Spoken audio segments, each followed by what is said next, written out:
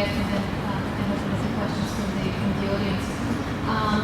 I received a question for Mr. Bitove. He was, he had mentioned that it established Macedonia 2025. It was with a long-term view because it requires generational change. It takes a while to implement changes. And coming from such a prominent business family, obviously being a businessman yourself, of all the things you mentioned, like independent judiciary, bureaucratic stability, coordination of customs and revenues, what do you think is the most important one? If you were to do business in Macedonia, would you say, I would like to see the legal system move first, for example, or the financial system? What would be the first thing?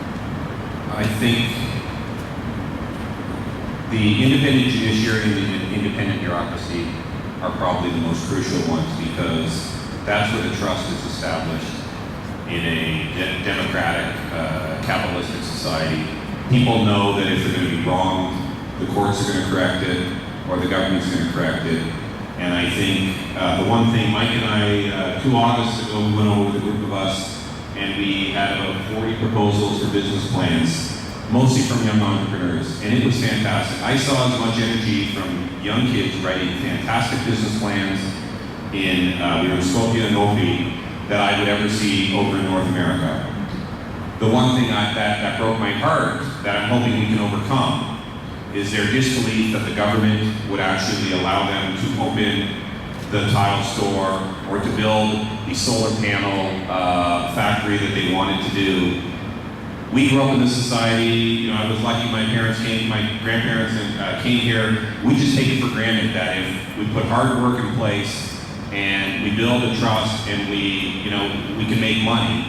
Over there, there's still a concern from the younger class that they're going to be able to get there. So while Mike kind of leads the one side of working with the Fortune 500 companies and the CEOs that he's had contact with to help them, myself and Macedonia 2025, it's a board of 11 of us, with this membership of over 50 people. But we're trying to make sure, more from the entrepreneurial side, that next generation over there is given the same chances, the same protection to move ahead. And I think you're only going to get that. I think the judiciary and the bureaucracy are critical for that success. Thank you. And just, actually one final question, and any one of our panelists can answer this.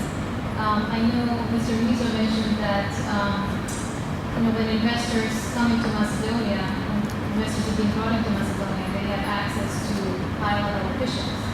Is that a good thing? To be able to meet with the Prime Minister, even though you only invest in Without question.